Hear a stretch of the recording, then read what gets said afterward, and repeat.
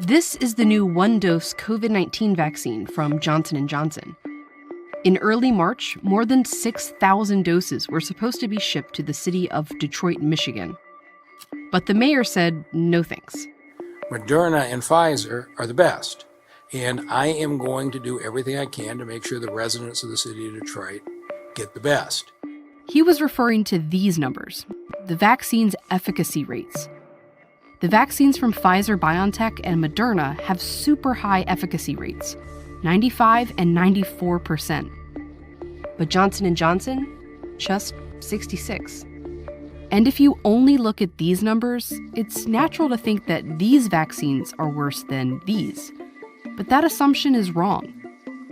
These numbers are arguably not even the most important measure of how effective these vaccines are. To understand what is, you first have to understand what vaccines are even supposed to do.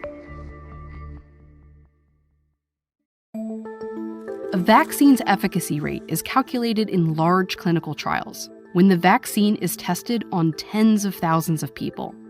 Those people are broken into two groups. Half get the vaccine and half get a placebo. Then they're sent out to live their lives while scientists monitor whether or not they get COVID-19 over several months. In the trial for Pfizer-BioNTech, for example, there were 43,000 participants. In the end, 170 people were infected with COVID-19. And how those people fall into each of these groups determines a vaccine's efficacy. If the 170 were evenly split, that would mean you're just as likely to get sick with the vaccine as without it, so it would have a 0% efficacy. If all 170 were in the placebo group and 0 people who got the vaccine were sick, the vaccine would have an efficacy of 100%.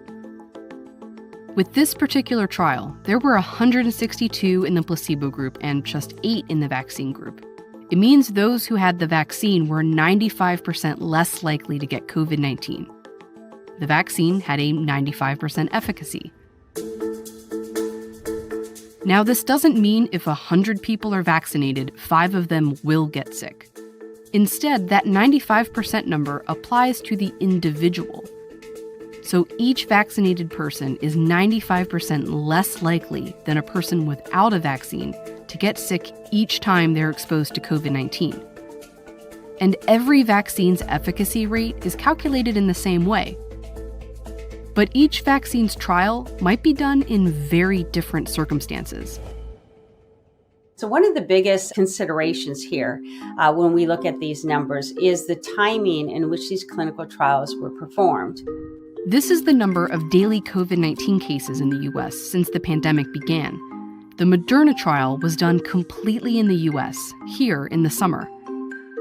The Pfizer-BioNTech trial was primarily based in the U.S. too, and at the same time.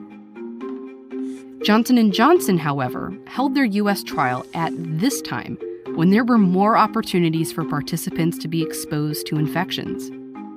And most of their trial took place in other countries, primarily South Africa and Brazil.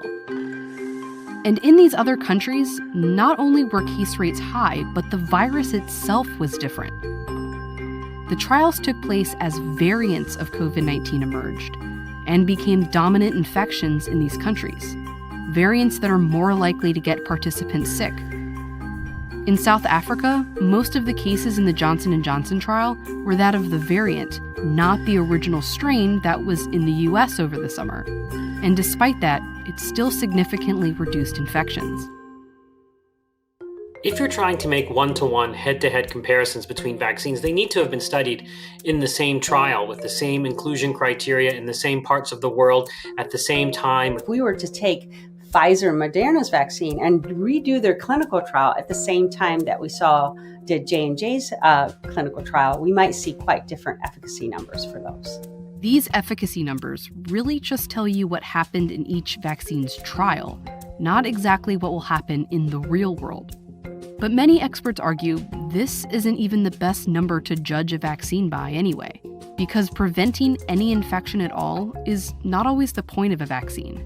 The goal of a vaccine program for COVID-19 is not necessarily to get to COVID-0, but it's to tame this virus, to defang it, to remove its ability to cause serious disease, hospitalization, and death.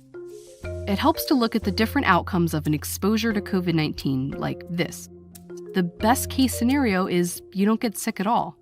The worst case is death.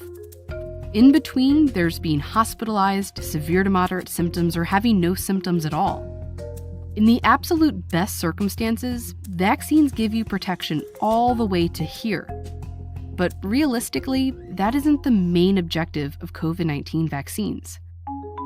The real purpose is to give your body enough protection to cover these possibilities. So if you do get an infection, it feels more like a cold than something you'd be hospitalized for. And this is one thing that every one of these COVID-19 vaccines do well. In all these trials, while some people in the placebo groups were hospitalized or even died from COVID-19, not one fully vaccinated person in any of these trials was hospitalized or died from COVID-19. One thing that I wish that Mayor would have understood was that all three vaccines have essentially 100% effectiveness in protecting from death. The mayor of Detroit did backtrack and said he'd start taking Johnson & Johnson doses because it's still highly effective against what we care about most. Efficacy matters, but it doesn't matter the most. The question isn't which vaccine will protect you from any COVID infection, but which one will keep you alive or out of the hospital? Which one will help end the pandemic? And that's any of them. The best vaccine right now for you is the one that you're offered. With each shot that goes in someone's arm, we get closer to the end of this pandemic.